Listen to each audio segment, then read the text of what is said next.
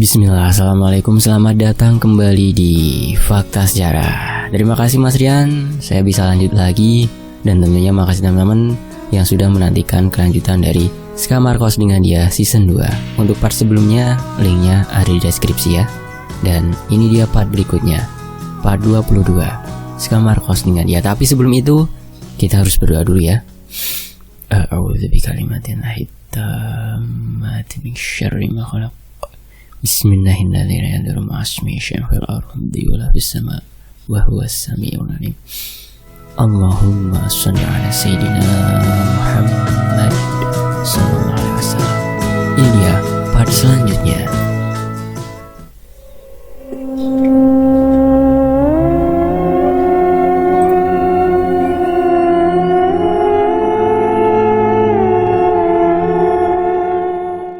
Singkat cerita, sampai di rumah, hal mengejutkan terjadi.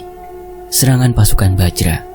Gufron dan Barzam nampak sedikit kacau, sedangkan Shinta dan Aruna terlihat sangat kelelahan dan hampir lemas, tak bisa bergerak. Dalam batinku, serangan makhluk macam apa ini? Hingga bisa membuat sosok seperti Gufron dan Barzam seperti itu. Apalagi Shinta dan Aruna terlihat sampai seperti itu. Tak pernah aku melihat Shinta sampai seperti ini. Melihat kondisi mereka seperti itu, aku kemudian tersadar untuk mencari ibu, Mas Bono, dan Via. Bagaimana keadaan mereka? Kalau penjaga saja sampai seperti itu. Sedangkan Bang Damar langsung pergi ke sekitaran rumah untuk mencari jejak atau petunjuk dari serangan ini. Saat aku akan melangkah masuk, Shinta yang tergeletak kelelahan masih sempat mengatakan padaku, "Mereka baik-baik saja kok, Yan. Masih dalam penjagaan Nenek Lasmi dan Adi Wilaga. Mereka berada di kamar belakang." Dengan nada yang lemah, Shinta memberitahuku kondisi dari keluargaku. Lega aku mendengar keterangan dari Shinta. Aku pun mendekati Shinta dan mengecek kondisinya, dan juga kondisi dari Aruna. "Aruna, bagaimana keadaanmu? Istirahat dulu saja, jangan terlalu banyak bergerak," ucapku pada Aruna. "Mereka benar-benar kurang ajar. Akan kubalas mereka. Pasukan Bajra, ingat kalian, akan binasa di tangan kami," ucap Shinta dengan geramnya. "Apa kamu bilang, Shinta? Pasukan Bajra masih saja menyerang kemari? Apalagi yang mereka inginkan?" tanyaku pada Shinta. Apakah yang dibilang oleh Bang Damar benar? Kalau ini semua belum berakhir, Rian, kamu pasti sudah tahu dari Tuan Aji. Kalau ini semua belumlah berakhir, maka kita sudah harus bersiap-siap menghadapi mereka. Gufron yang sedang dalam keadaan kacau memperingatkanku. Setelah beberapa waktu mendengar keterangan dari mereka dengan serangan yang katanya begitu besar, mereka berkata kalau mereka sebenarnya tidak akan selamat jika tidak dibantu oleh dua sosok. Harusnya kita sudah kalah, tapi ada dua makhluk yang membantu kita. Satu adalah sosok yang sangat mirip denganmu, dan satu lagi. Belum selesai Barzam menyelesaikan kata-katanya, Shinta kemudian menyerobot mengatakan, "Bocah hijau itu, dia juga membantu kita dalam serangan barusan." Shinta berkata sembari mencoba berdiri. "Abimantra datangkah? Dan anak kecil itu juga? Lalu mereka sekarang berdua kemana?" tanyaku kepada mereka. "Mereka pergi sekalian memukul mundur pasukan Bajra itu, Ibu Barzam." "Sekarang mereka masih memukul mundur para pasukan Bajranya berdua?" tanyaku keheranan. "Sepertinya seperti itu. Mereka datang tepat di mana kita sedang di dalam posisi yang benar-benar terpojok." Tenaga Aruna yang terduduk lemas tersender di tembok. Setelah mendengar penjelasan mereka semua, aku tetap harus melihat kondisi keluargaku. Aku kemudian berlari ke kamar belakang, memastikan mereka baik-baik saja. Setelah sampai di kamar belakang, aku buka pintu kamar karena keadaan listrik masih padam, sehingga tidak begitu terlihat jelas dan sumber penerangan hanya dari sebatang lilin. Kulihat Via sedang berjaga dan Mas Bono sedang duduk mengaji. Untuk ibu, terlihat dia sudah tertidur, mungkin karena kelelahan. Nenek Lasmi terlihat lega dengan kedatanganku yang masih segar bugar tanpa ada sedikit pun luka. Via pun memastikan keadaanku. "Dan Rian, tidak apa-apa? Serangan kali ini benar-benar parah. Kita harus segera bergerak," tanya Nenek Lasmi sekaligus memberi masukan untuk bertindak. "Alhamdulillah, Nek, aku baik-baik saja. Nanti kita bicarakan bersama Bang Damar. Jika memang ini harus segera dihentikan, akan aku usahakan selesaikan bersama Bang Damar dan yang lainnya, ucapku pasti. Aku tidak mau keluargaku yang menjadi korban. Jika mereka memang mengincarku, aku akan meminta Bang Damar untuk membantuku menghabisi pasukan Bajra. Dan Bajra itu sendiri yang jelas aku membutuhkan banyak bantuan. Ya, Bang Margono pun pasti akan aku ikut sertakan. Alhamdulillah Mas, kamu baik-baik saja, kata Via lega. Iya, aku baik-baik saja. Mas Bono tidak apa-apa kan? Ibu gimana? Dia sudah tertidur? Tanyaku. Iya Mas, gak apa-apa. Ibu mungkin sudah terlalu lelah, makanya dia tertidur. Untunglah kita tidak apa-apa. Apa yang sebenarnya terjadi, Yan? Mas memang tidak bisa melihat apa yang terjadi, tapi aura tadi begitu mencekam. Dan tidak biasanya seperti itu, Yan. Apakah masih ada hubungan dengan Bapak? Tanya Mas Bono padaku. Sulit dijelaskan, Mas. Intinya aku akan meneruskan apa yang menjadi tanggungan Bapak. Dan aku meminta Mas Bono untuk terus berdoa meminta agar semua cepat selesai. Aku menjawab sebisaku dan meminta Mas Bono untuk terus mendoakan agar semua selesai. Mas Bono memang tidak memiliki kemampuan sepertiku, tapi dia pandai dalam berdoa. Lakukan yang terbaik. Jika memang itu yang dimau oleh Bapak, lakukanlah. Kita hanya bisa meneruskan apa yang dicita-citakannya. Ingat, kita berdua harus saling membantu mewujudkan cita-cita Bapak. Jika Mas hanya bisa membantu doa, akan Mas lakukan itu, ucap Mas Bono. Dan seperti memberi syarat kalau ini memang harus cepat diselesaikan. Apalagi melihat kondisi ibu yang belum stabil sepenuhnya. Pancaran mata Mas Bono yang khawatir sangat terlihat jelas saat berbicara tadi. Matanya terus sesekali melihat ibu yang sedang tertidur. Insya Allah Mas, kita lakukan sebisa kita, jawabku dengan mantap. Setelah beberapa menit setelah itu, Bang Damar pun kembali, dibarengi dengan lampu yang kembali menyala, membuat seluruh ruangan kembali terlihat terang. Bang Damar terlihat seperti marah sekembalinya mengecek seluruh rumah dan mengatakan kalau ini sudah kelewatan. Dan Bang Damar mengatakan untuk menunda kepulangannya ke Kalimantan dan berfokus untuk menyelesaikan masalah yang sedang kita hadapi ini. Singkat cerita, pagi hari pun tiba. Ibu sudah kembali segar dan sedang mengurus tanaman di depan rumah. Dan terlihat Bang Damar mendekati ibu dan berkata untuk izin tinggal di rumah selama beberapa hari. Dia beralasan masih ingin tinggal di sini karena melihat keadaan kota ini yang begitu asri dan sangat jarang dia dapatkan suasana seperti ini di tempat asalnya. Ibu pun mengizinkan, apalagi di rumah masih ada kamar 01. Dan ibu pun pasti merasa senang karena semenjak kepergian Bapak, rumah ini jadi terlihat lebih sepi dari biasanya. Dan dengan adanya Bang Damar yang tinggal di sini beberapa hari, pasti akan membuat rumah ini kembali lebih hangat. Ya, walaupun untuk beberapa hari saja. Kita pun kemudian saling ngobrol kesana kemari, membicarakan tentang masa pertemanan Bapak dan Bang Damar. Dan tepat di hari itu juga, Mas Bono berpamitan untuk kembali ke Jogja karena ada kerjaan yang harus diselesaikan di sana. Saat Mas Bono berpamitan, terlihat wajah sedih di raut wajah ibu, seperti meminta untuk jangan segera pergi. Dan Mas Bono pun sebenarnya tahu, namun ini adalah kewajibannya sebagai pekerja di sana. Mau tidak mau dia harus berangkat.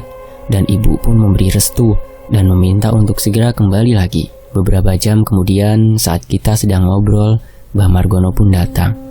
Dia terlihat tergesa-gesa sambil meminta maaf kalau malam tadi dia tidak bisa datang kemari. Dia juga merasakan ada aura negatif yang besar. Namun karena keadaan Mbah Margono yang saat itu sedang ada keperluan, makanya dia tidak bisa datang ke rumah. Aku pun tidak keberatan dengan hal itu. Setelah kita berbincang dengan ibu pun pamit untuk beristirahat di kamarnya dan mempersilahkan kita bertiga untuk melanjutkan pembicaraan. Dan seketika itu juga pembicaraan kita kembali serius. Oh ya, saat itu aku sempat lupa memperkenalkan mereka berdua yang aku tahu belum kenal satu sama lain. Oh ya Mbah, nuwun sewu maaf nih sebelumnya, aku lupa memperkenalkan kalian. Ini saat aku mau memperkenalkan mereka, Mbah Margono memotong ucapanku. Nak Damar kan? Mbah sudah tahu kok. mendiang bapakmu sering bercerita tentang dia dulu waktu masih muda. Akhirnya kita bisa bertemu, ucap Mbah Margono. Dan Anda adalah Mbah Margono pasti? Sosok yang diceritakan Rian setiap kali latihan tidak secara langsung menceritakan padaku sih, tapi lewat kedua peliharaanku, balas Bang Damar. Sudah, ndak usah perkenalan. Intinya kita sudah saling tahu nama masing-masing. Kita buat strategi untuk nyerang nanti malam. Dan sebisa mungkin, ini harus diselesaikan cepatnya, ucap Bang Margono dan disetujui oleh Bang Damar. Singkat cerita, kita pun menyusun strategi dan mengumpulkan daftar pasukan yang akan kita gunakan untuk menyerang kelompok dari Bajra. Kita berencana menyerang seperti saat aku menolong Anggi. Kita akan menggunakan portal dan menyerang mereka di alam sebelah. Kita tidak mau akibat dari serangan kita berimbas kepada orang lain di sini. Malam hari pun tiba. Sinta membantuku untuk melakukan Rogo Sukmo. Memang payah aku ini sudah lama bersinggungan dengan hal seperti ini, namun untuk melakukan Rogo Sukmo saja masih tetap harus dibantu. Setelah berhasil melakukan Rogo Sukmo, ternyata di luar sudah sangat ramai berkumpul. Para pasukan yang akan kita bawa menuju alam sebelah itu, kita memang mengumpulkan dan akan mengerahkan semua pasukan dari masing-masing kita, Mbah Margono dan Ningrum, Endra Suta dan sekelompok makhluk lain yang berhasil ditaklukkannya, seperti Om Wowo, beberapa ular raksasa, termasuk yang dulu dia incar di jembatan desa, makhluk raksasa berwujud golem, dan banyak lagi perewangan yang berwujud raksasa dari pihak Mbah Margono. Sementara dari pihak Bang Damar, yang jelas dia membawa pasukan dari Gufron, Barzam, Al-Hazam, si buaya yang pandai berdiplomatik dengan para pemimpin dunia sebelah. Dan tentu saja dia membawa para pasukan sekutu yang memang sudah muak dengan sosok Bajra itu. Cukup banyak sekutu yang dibawanya. Tak heran sih, mungkin memang karena sosok Bajra itu sudah sering membuat onar dan mengganggu kestabilan dunia mereka. Namun ada satu sosok yang belum pernah aku lihat, yaitu sosok naga dengan sisik yang berkilauan berwarna biru dan ditambah gagah dengan berlian mengkilap yang berada di antara dua tanduknya. Dia terbang mengitari kita yang berada di bawahnya. Aku sempat terpukau dengan kegagahan sosok naga terbang itu. Dan saat aku terpaku melihat naga itu, Bang Damar mendekati ke arahku dan memberitahuku siapa sosok naga itu. Kenapa, Yan? Belum pernah ya lihat dia? Tanya Bang Damar mendekat padaku. Iya bang, dia siapa? Dia adalah Lagatirta, naga gunung yang abang temui waktu abang bersemedi atau bermeditasi di salah satu gua di Kalimantan, Yan. Dia sendiri yang mendekat ke abang waktu itu. Tidak menyerang, tidak juga meminta untuk diajak bersama abang. Tapi waktu abang bersemedi di goa itu, Lagatirta tiduran di depan goa dengan badannya melingkar mengelilingi goa bagian luar, seolah memang ingin melindungi abang waktu semedi. Terang Bang Damar. Terus sebenarnya dia itu siapa bang? Tanyaku penasaran, karena dia tidak menyerang Bang Damar dan tidak juga minta untuk ikut. Dia ternyata salah satu dari leluhur abang, Yan. Dan dia memang sudah menunggu abang beberapa ratus tahun, dan akhirnya sekarang bisa sama abang. Dan memang saat inilah saat pertempuran yang dia tunggu, bertarung melawan Bajra bersama abang, jawab Bang Damar menambahkan. Aku cukup lega dengan para pasukan yang aku rasa ini cukup untuk melawan Bajra itu. Ditambah hampir sebagian besar dari pasukan yang kita bawa memiliki urusan atau dendam pribadi pada Bajra. Itulah pasukan yang akan membantu aku melawan Bajra bersama Mbah Margono dan Bang Damar. Oh iya, kalau dari diriku sendiri, aku tidak menyangka ternyata tidak hanya ada Sinta, Aruna, pasukan putih milik Bapak dan Adi Wilaga, atau dipinjamkan Via untuk membantuku. Namun tak disangka ternyata pasukan yang dibawa Sinta cukuplah banyak. Aku lupa kalau dia adalah seorang putri di dunianya, dan pasukan yang dibawanya pun memiliki kemampuan dan paras yang cantik-cantik seperti Aruna dan Sinta. Perawakannya akan membuat para lelaki muda sekali terpincut dengan makhluk dari golongan Sinta dan Aruna. Setelah semua berkumpul, Bang Damar pun memberi perintah Al-Hazam untuk membuat portal besar supaya semua pasukan yang kita bawa bisa masuk dengan lebih cepat. Al-Hazam pun mulai membuat portal dibantu dengan beberapa sekutunya yang memiliki kemampuan yang sama dengan Al-Hazam. Dalam sekejap, 3 portal besar tercipta, menampakkan sisi alam sebelah yang sangat berbeda dari dunia yang biasa kita tempati ini. Langit berwarna jingga dengan awan berwarna hitam langsung terpampang jelas di depan mataku. Hawa negatif langsung terasa. Seluruh pasukan, termasuk aku, Mbah Margono dan Bang Damar, langsung merubah ekspresi kita dengan ekspresi serius. Kuda bersayap yang dulu sempat Bapak naik saat proses menyelamatkan Anggi tiba-tiba datang menghampiriku. Kemudian mengerik sambil menundukkan kepalanya ke arahku, seolah mempersilahkan diriku untuk menaikinya. Sinta yang paham dengan isyarat yang diberikan kuda terbang itu, kemudian memintaku untuk segera naik di atas punggung kuda itu. Kuda dengan postur tubuh yang sangat besar dan tinggi itu membuatku kesusahan untuk menaikinya. Namun seolah dia tahu kalau aku kesusahan untuk naik, kuda tersebut pun kemudian sedikit menurunkan tubuhnya, dan barulah aku bisa menaikinya. Setelah menaiki kuda tersebut, aku bisa melihat ke seluruh penjuru karena posturnya yang tinggi dan besar. Ditambah lagi sepertinya tubuh kuda ini sangatlah kuat. Dalam batinku, aku sempat menanyakan pada diriku sendiri, siapa nama kuda ini ya? Dulu Bapak memanggilnya siapa? Aku berkata dalam hati, tak disangka ada seseorang yang menyaut atau menanggapi pertanyaan yang aku lontarkan dalam hatiku ini. Perkenalkan Den, nama saya Argani, lebih tepatnya Prabu Argani. Tapi untuk Den Rian cukup panggil saya Argani saja, jawab seseorang di dalam hatiku. Apakah ini suara kuda yang aku naiki? Tanyaku kembali dalam hati. Benar Den, saya turut berduka cita asal meninggalnya Bapak dan Den Rian.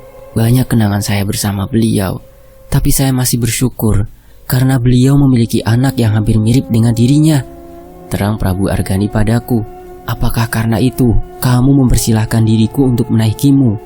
Bukan karena aku pantas, tapi karena aku adalah anak Bapak? Tanyaku memastikan. Bukan seperti itu. Kalau dilihat malah Den Rian memiliki masa depan yang lebih bagus daripada Bapak. Dan bukan karena saya mencari pengganti Bapak, tapi memang Den Rian pantas untuk menjadi penerus Bapak. Terangnya lagi. Sudahlah, tidak usah diperpanjang. Kita berfokus saja dengan penyerangan yang akan kita lakukan setelah ini. Jaga selalu golok yang kamu warisi dari bapakmu itu, ucap Argani padaku. Setelah perkenalanku dengan Prabu Argani, Bang Damar dan Mbah Margono kemudian memberi ancang-ancang pada masing-masing pasukan mereka untuk mulai memasuki portal yang tadi sudah dibuat oleh Al-Hazam. Sinta dan Aruna pun kemudian memberikan komando yang sama, memerintahkan prajurit mereka untuk segera ikut masuk ke dalam portal yang sudah dibuatnya tadi. Dan mulailah petualangan kita untuk membasmi bangsa jin yang berada di bawah komando Jin Bajra. Saat semua sudah mulai memasuki portal itu, aku dengan kuda Argani bersama Sinta dan Aruna juga akan memasuki portal tersebut. Dari arah rumah, Nenek Lasmi meminta aku, Sinta dan Aruna untuk berhati-hati dan pastikan untuk selamat dari pertempuran itu. Nenek Lasmi akan menjadi benteng terakhir di rumah.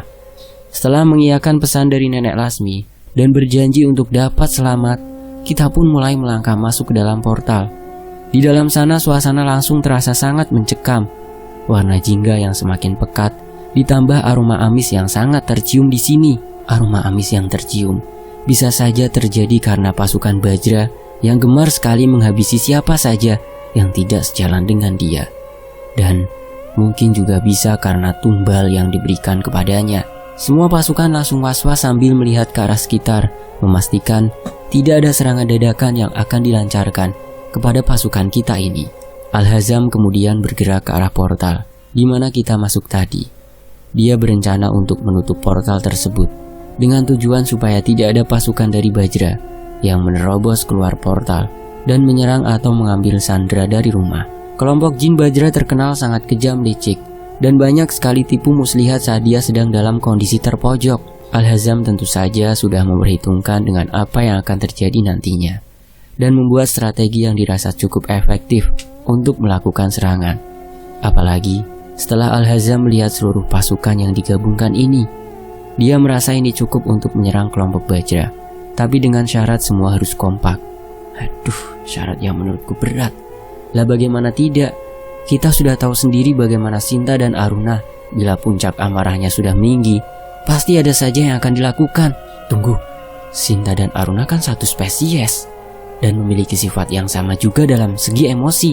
Nah, apakah bala tentara atau prajurit yang berasal dari kerajaan Sinta juga akan memiliki sifat yang sama saat dalam medan pertempuran? Ya, kalau memang sepadan dengan hasilnya, alias bisa membabat sebagian besar musuh.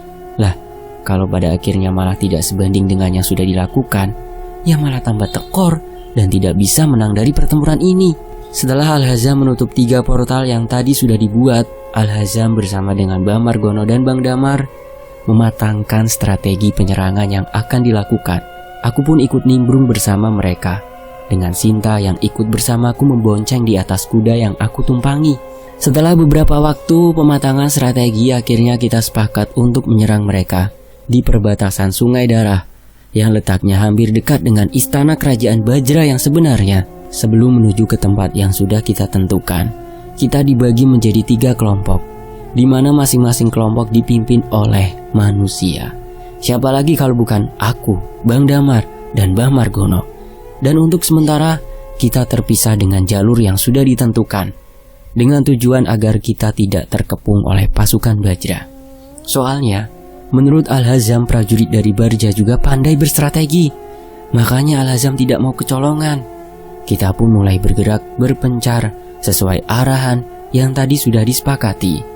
Lagatirta akan berada di atas langit tertinggi sambil berpatroli melihat dan mengawasi pergerakan dari 3 kelompok kita. Lagatirta pun kemudian melesat ke atas menembus awan dan tak terlihat lagi. Tapi tidak perlu khawatir, penglihatan Lagatirta sangatlah tajam. Dia bisa langsung melesat dan membantu salah satu dari kelompok kita jika nantinya diserang saat perjalanan menuju ke tempat yang sudah ditentukan. Di sisi lain, aku bersama Sinta, Aruna, dan para pasukan dari kerajaan Sinta mulai berjalan menyusuri rute yang sudah ditentukan tadi. Aku bersama dengan Sinta menaiki Agrani dan berjalan di posisi paling depan, di mana Aruna berjalan di samping aku, Sinta, dan Agrani. Dalam perjalanan itu, aku tidak bisa menyembunyikan rasa cemas dan takutku di sepanjang perjalanan. Tak sempat aku berkata-kata atau ngobrol dengan Sinta seperti biasanya. Dan ternyata hal itu disadari oleh Sinta karena dia duduk dan membonceng di belakangku. Otomatis dia langsung memelukku dari belakang dan mencoba menenangkanku. Apa yang kamu khawatirkan, Yan? Lihatlah sekelilingmu. Mereka adalah pasukan-pasukan terbaikku di kerajaan. Dan perlu kamu tahu, mereka bukanlah sekedar makhluk biasa dengan wujud wanita. Mereka adalah makhluk yang kuat, tak kalah dengan pasukan dari kawan bapakmu. Ucap Sinta mencoba menenangkanku. Bukan itu, tak. Aku tidak pernah mengkhawatirkan atau meragukan kehebatan pasukan di kubu kita. Aku cuma takut jika nanti aku akan menjadi penghambat saat penyerangan. Tak jauh beda saat dulu menyelamatkan Anji. Aku tak banyak membantu, jawabku ragu atas diriku. Tidak, Yan. Kamu saat itu juga hebat kok saat bertarung. Saat itu saja kamu sudah bisa membantai beberapa musuh, dan saat ini pasti akan lebih banyak lagi. Jangan ragu, ucapnya sambil memeluk erat tubuhku dari belakang. Maaf, Den, tapi benar apa yang dikatakan oleh Putri Sinta. Saat itu, Den Rian banyak membantu, dan kali ini pasti akan lebih kuat lagi. Tanpa Den Rian sadari, ilmu yang Bapak Rian punya dulu sekarang sudah diturunkan pada Den Rian. Walau Den Rian tidak menyadarinya, seperti golok yang biasa dipakai oleh Bapak, kini bisa digunakan. Dan perlu Den Rian tahu, golok itu tidak akan mau dipegang oleh orang yang tidak tepat. Atau bisa dibilang golok itulah yang memilih tuannya. Dan sekarang Den Rianlah yang terpilih untuk menggunakan pusaka itu. Jadi percayalah, kita bisa menghabisi seluruh pasukan Bajra, ucap Argani padaku. Iya, terima kasih. Kalian berdua sudah menyemangatiku. Insya Allah kita akan menang. Senyum kecilku kembali muncul setelah mereka berdua menyemangatiku. Saat dalam perjalanan, aku merasa nyaman dengan pelukan yang dilakukan Sinta. Aku yakin perasaan sukaku padanya belum hilang 100%. Harum wangi yang tercium dari aroma tubuh Sinta terasa sangat jelas, begitu menenangkan. Sekilas jadi teringat saat dulu pertama kali Sinta memelukku di kos dengan tanpa wujud, alias saat perkenalan pertamaku dengan Sinta. Dan tak kusangka, kita bisa terus bersama hingga sekarang dengan beribu cobaan perpisahan. Dalam hatiku aku tanpa sadar berkata, andai kita adalah makhluk yang diciptakan dalam spesies yang sama, aku yakin jodohku adalah dirimu, tak? Ya, bukan berarti aku tidak mensyukuri dengan jodohku sekarang, tapi itu adalah pengandaian. Lagian kan yang pertama aku kenal Sinta, bukan Via. Tapi yang sekarang Via adalah teman hidupku selamanya, sampai ajal memisahkan, dan akan kubuat dia bahagia. Setelah aku berkata dalam hati seperti itu, kurasa Sinta mengetahuinya. Dia semakin memeluk erat tubuhku, dan terdengar seperti ada isak tangis kecil darinya. Yang aku rasa dia juga menginginkan hal itu. Kita bisa bersama di dunia nyata, dan tidak terpisahkan oleh alam yang berbeda. Aku sempatkan untuk menoleh ke belakang ke arah Sinta, namun dia berusaha menyembunyikan wajahnya, sebelum kemudian seperti mengusap matanya, dan baru berani memandangku. Kenapa, Yan? Tanyanya seolah aku tidak tahu kalau dia sedikit menangis. Kamu nangis tak? Tanyaku memastikan. Enggak, apaan sih kamu? Mana ada aku nangis? Sinta menolak lalu kemudian membenamkan wajahnya di punggungku. Kalian sebenarnya pasangan yang serasi, tapi takdir berkata lain. Argani memberi komentar atas tingkahku dan Sinta. Di saat itu tiba-tiba Adi Wilaga berlari ke depan dan menyuruhku untuk memberhentikan pasukan. Adi Wilaga melesat ke depan dan mencari pohon tertinggi untuk melihat situasi di depan. Saat melesat ke depan, dia juga mengajak Aruna untuk ikut mengawasi dari pohon yang berbeda. Dan Dian, tolong hentikan semua pasukan. Aruna, bantu aku melihat ke arah depan. Ambil posisi di pohon tertinggi di sebelah sana. Aku pergi ke pohon yang di sebelah sana. Adi Wilaga melesat dengan cepatnya. Baik, aku ke sana. Aruna pun ikut melesat dengan kecepatan tinggi yang membuat debu di sekitarku bertebaran. Aruna, bisa gak sih tanpa membuat debu bertebaran? Semua pasukan berhenti dan ambil posisi siaga. Protes Sinta pada Aruna dan memberi perintah berhenti pada pasukannya. Aruna melesat ke arah pohon yang diperintahkan oleh Adi Wilaga. Namun, saat melesat, Aruna sempat melihat ke arahku dan Sinta. Dan sepertinya Aruna sedikit iri dengan kedekatan Sinta padaku. Ya, bagaimana tidak? Sudah beberapa lama aku dan Aruna juga dekat saat Sinta harus berlatih dengan pasukannya Bang Damar. Dan itu mungkin yang membuat Aruna iri karena tidak bisa lagi dekat denganku. Padahal aku sendiri tidak keberatan jika dia mau dekat denganku. Tapi mungkin karena adatnya dengan Sinta yang memiliki kasta lebih tinggi, karena dia adalah saudaranya makanya dia tidak berani. Setelah perintah yang diberikan oleh Sinta, otomatis semua pasukan berhenti di tempat dan membuat posisi siaga seperti yang diperintahkan oleh Sinta tadi. Aruna langsung berada di atas pohon tertinggi di sebelah timur, dan Adi Wilaga berada di atas pohon tertinggi di sebelah barat. Aruna melihat ada perbukitan di sebelah timur kurang lebih 10 km dari tempatnya mengawasi. Sedangkan Adi Wilaga melihat ada sebuah danau berwarna merah berada di sebelah barat. Dan di tengah-tengah atau bisa disebut sejajar lurus dengan koloni kita untuk maju, terlihat jalan besar yang hanya ditumbuhi rumput-rumput pendek berwarna oranye. Hanya ada satu jalan dengan di sampingnya adalah bukit dan danau. Hal itu langsung disampaikan oleh Aruna dan Adi Wilaga. Memang terlihat sangat mudah, tapi jika mengingat ini adalah kawasan dari musuh, jalan itu tidak mungkin jalan yang biasa-biasa saja. Bisa jadi kita dikepung oleh makhluk danau dan juga makhluk yang berasal dari bukit yang dilihat Aruna tadi. Kita berlima sempat berdiskusi apakah kita akan terus menyusuri jalan ini dan melewati jalan yang dihimpit oleh danau dan perbukitan itu, ataukah kita akan mencari jalan memutar lainnya. Tapi menurut Adi Wilaga, dia tadi mencium ada beberapa sosok dari arah yang mengarah ke arah jalan yang dihimpit danau dan bukit itu. Bisa jadi itu adalah pancingan untuk kita segera menyerang ke sana. Dan seakan-akan mereka sudah memberi kode kalau di sana memang adalah jebakan. Dan terlihat mereka tidak sengaja ketahuan oleh Adi Wilaga. Jadi saran dari Adi Wilaga adalah mencari jalan lain. Sedangkan dari sisi pandangan Aruna, lebih baik itu adalah jalan yang sudah disepakati tadi oleh Al-Hazam, karena dia sudah begitu paham dengan jalan yang kita lalui. Tapi yang membuat Aruna bimbang adalah jika memang nanti kita akan disergap di sana, bagaimana akan lolos? Karena dari sisi timur dan barat akan ada pasukan yang kita sendiri tidak tahu berapa jumlahnya. Karena dalam keadaan yang benar-benar bingung, karena kita dalam perjalanan ini sebisa mungkin tidak kehilangan satu pasukan pun. Kita akan melawan musuh yang sangat berat. Jangan sampai kekuatan kita berkurang di perjalanan. Argani menawarkan diri untuk terbang dan melihat keadaan dari langit dan memastikan manakah jalan yang aman. Saat Argani berkata demikian, aku langsung menolaknya. Aku tidak mau dia menjadi umpan dan memastikan musuh itu ada di sana atau tidak. Kita belum tahu musuh yang kita hadapi itu seperti apa di sana. Apakah bisa melakukan serangan udara atau tidak? Untung kalau tidak, dan akan buntung kalau mereka juga menguasai peperangan di udara. Sedangkan Argani sendirian, mentok berdua ya kalau musuhnya hanya menembakkan anak panah satu buah. Kalau ribuan anak panah langsung menyerang Argani bersama yang lain, bagaimana? Sekali lagi aku tegaskan, kita akan terus bersama dalam keadaan apapun, kita harus bersama. Jika memang harus maju, kita maju.